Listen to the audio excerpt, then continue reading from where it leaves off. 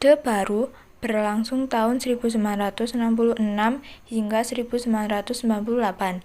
Ekonomi Indonesia berkembang pesat meskipun hal ini terjadi bersamaan dengan praktik korupsi yang merajalela di negara ini. Untuk mengatasi keadaan ekonomi yang kacau sebagai peninggalan Orde Lama, pemerintahan Orde Baru melakukan langkah-langkah sebagai berikut. Pertama, memperbarui kebijakan ekonomi, keuangan, dan pembangunan. Kebijakan ini didasari oleh ketetapan Majelis Permusyawaratan Rakyat Sementara nomor 23 Majelis Permusyawaratan Rakyat Sementara tahun 1966. Yang kedua, Majelis Permusyawaratan Rakyat Sementara mengeluarkan garis program pembangunan, yakni program penyelamatan, program stabilisasi, dan rehabilitasi. Berdasarkan program-program di slide yang ada di atas ini, program pemerintah diarahkan pada upaya penyelamatan ekonomi nasional, terutama stabilisasi dan rehabilitasi ekonomi.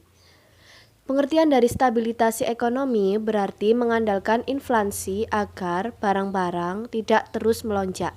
Sedangkan rehabilitasi ekonomi adalah perbaikan secara fisik sarana maupun prasarana. Langkah-langkah yang diambil Kabinet Ampera. 1. Mendobrak kemacetan ekonomi dan memperbaiki sektor-sektor yang menyebabkan kemacetan ekonomi. 2. Debirokratisasi untuk memperlancar kegiatan perekonomian. 3. Berorientasi pada kepentingan produsen kecil.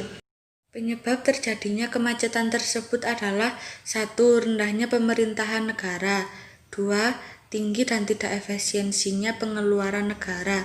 3. Terlalu banyak tunggakan hutang luar negeri. 4. Terlalu banyak dan tidak efisiensinya ekspansi kredit bank. 5. Penggunaan devisa bagi impor yang sering kurang berorientasi pada kebutuhan prasarana. Pemerintah Orde Baru menempuh cara-cara 1. Menggunakan operasi pajak. 2. Melaksanakan sistem pemungutan pajak baru dengan cara menghitung pajak orang. 3. Menghemat pengeluaran pemerintah. 4. Membatasi kredit bank.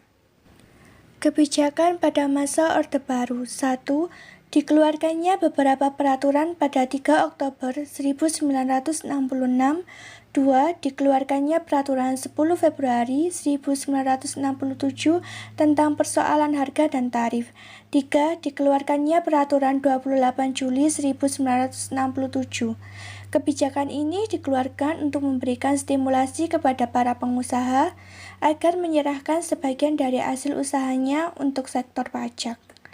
4. Menerapkan Undang-Undang Nomor 1 Tahun 1967 tentang modal asing. 5. Mengesahkan dan menerapkan RUU APBN melalui Undang-Undang Nomor 13 Tahun 1967.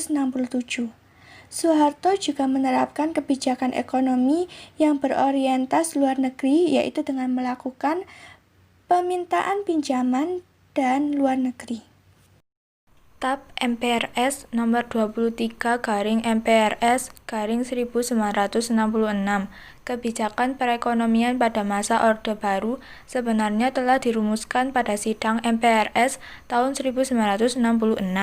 Pada sidang tersebut telah dikeluarkan TAP MPRS nomor 23/MPRS/1966 tentang kebijakan landasan ekonomi, keuangan, dan pembangunan. Tujuan dikeluarkan ketetapan tersebut adalah untuk mengatasi krisis dan kemerosotan ekonomi yang melanda negara Indonesia sejak 1955. Berdasarkan tentang ketetapan MPRS mengenai kebijakan perekonomian pada masa Orde Baru, Presiden Soeharto mempersiapkan perekonomian Indonesia sebagai berikut. Yang pertama, mengeluarkan peraturan 3 Oktober 1966 tentang pokok-pokok regulasi. Yang kedua, mengeluarkan peraturan 10 Februari 1967 tentang harga dan tarif. 3. Peraturan 28 Juli 1967 tentang pajak usaha serta ekspor Indonesia. Yang keempat, Undang-Undang Nomor 1 Tahun 1967 tentang penanaman modal asing. Dan yang terakhir yaitu yang kelima, Undang-Undang Nomor 13 Tahun 1967 tentang Rencana Anggaran Pendapatan dan Belanja. Perekonomian Orde Baru. Pada tahun 1967, Republik Indonesia bergabung lagi dengan IMF. Pada tahun 1968, inflasi turun jadi 112%. Pada tahun 1974, yaitu pada awal boomingnya minyak, yaitu dengan melonjaknya harga minyak.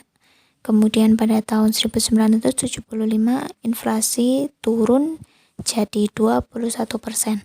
Pada tahun 1977, Republik Indonesia bergabung dengan OPEC, yaitu Organisasi Negara Produsen Minyak. Pada tahun 1978, kebijakan KNOP rupiah didevaluasi dari 415 per dolar Amerika Serikat jadi 625 dolar Amerika Serikat. Pada tahun 1980, harga minyak dunia turun jadi 10 US dollar per barel. Pertamina rugi 10,5 miliar. Kemudian pada tahun 1980-an, liberalisasi ekonomi. Investor asing bisa masuk ke sektor strategis seperti pangan. Pada tahun 1997 muncul tanda-tanda krisis. Pada tahun 1997 cadangan devisa rontok. Dan pada tahun 1998 rupiah rontok dari 600 per dolar Amerika Serikat ke 16.650 per dolar Amerika Serikat.